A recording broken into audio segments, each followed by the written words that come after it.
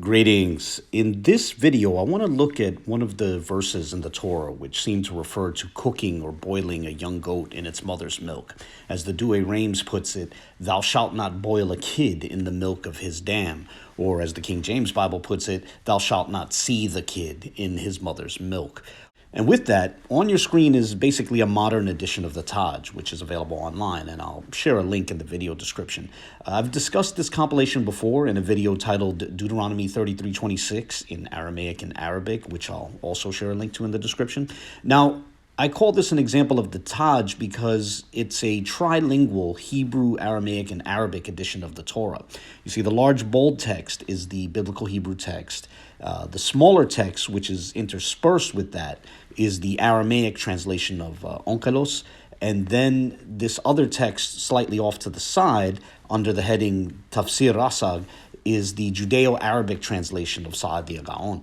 And this is a page from Exodus 34, right? So I want to look at specifically verse 26, and I'll mention why I want us to focus on specifically Exodus 34:26 in a moment. But as I said, I want to focus on that part of the verse which refers to a goat being cooked in its mother's milk. So jumping right in, the Hebrew text reads, Lo tebashel gedi bechaleb imo. That translates to, do not cook a goat in the milk of his mother. But that should immediately raise a question for you. What does that mean, right? So for example, should we feel that it might be a prohibition on a practice in which someone milks a goat enough to fill a pot with that goat's milk and then bring it to a boil and then put the goat's baby in that boiling pot, right? If that's what it's prohibiting, that certainly sounds like a cruel practice. And so I think many people today can appreciate a prohibition on that sort of practice. But nonetheless, the question would be, is that what the text is referring to? And maybe it is, I don't know. But the ancient Aramaic translation of Onqelos, which you can see at the bottom of your screen, paraphrases it this way. La teklun besar b'halab, don't eat flesh with milk. And that remains the standard rabbinic interpretation unto this day. Within rabbinic Judaism, this is cited as a proof text in favor of their legal code, which prohibits the consumption of meat and dairy at the same time.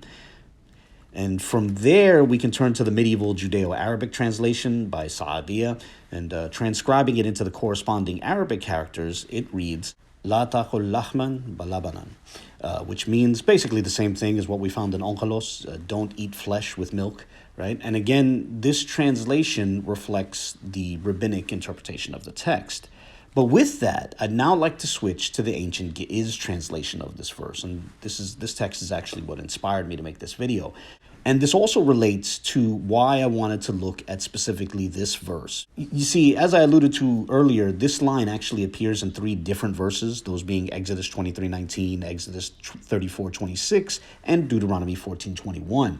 But it's the Ge'ez translation of specifically Exodus 34:26, which contains what I consider to be an interesting insight.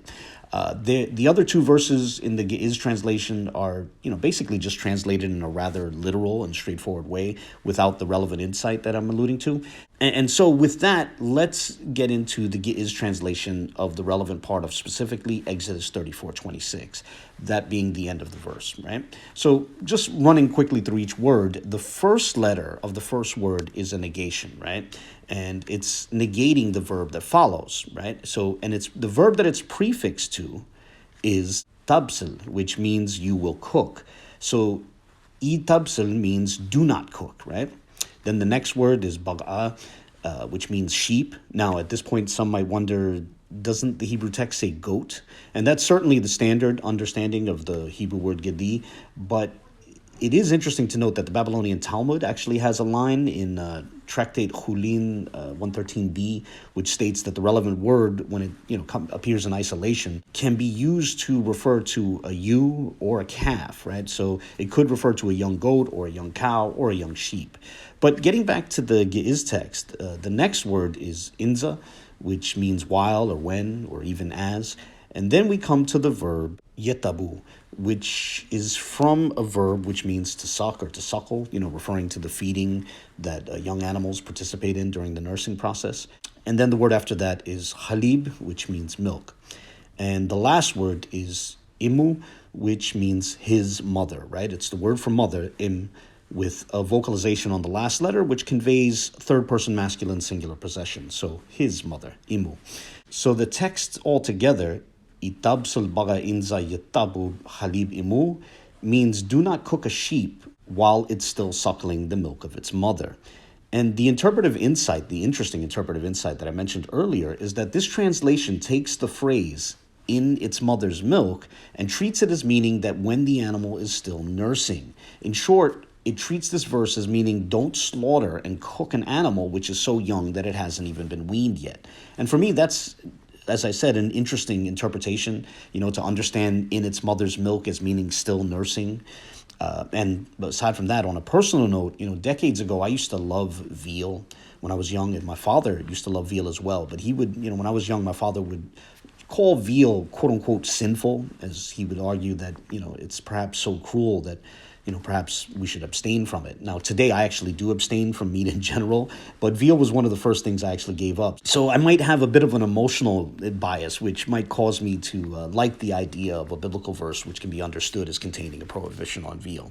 And on a side note, maybe this might very loosely be tied in with the story of Judah HaNasi and the calf, which I discussed in my video titled The Talmud on Concern for Animals, which I'll also link to in the video description. But anyway, getting back on track, one gentleman on Twitter raised a really interesting question regarding this text, and that was with regard to what impact this might have on Ethiopian Jewish approaches to dietary law.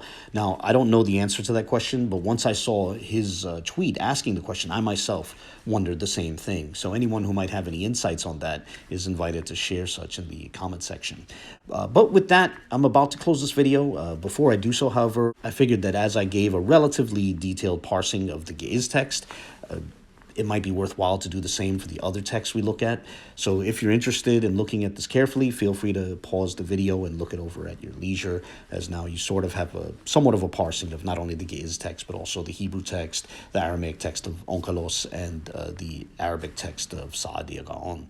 Now, for my part, I only want to cover a couple of similarities. The first being that first verb employed in the Ge'ez text is basically the same verb as what was employed in the Hebrew text. They clearly share a common root, and their semantic ranges overlap as well.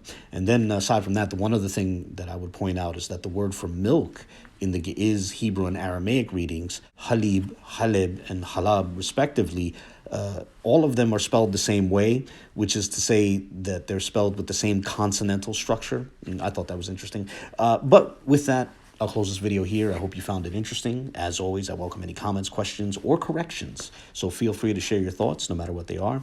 And God bless.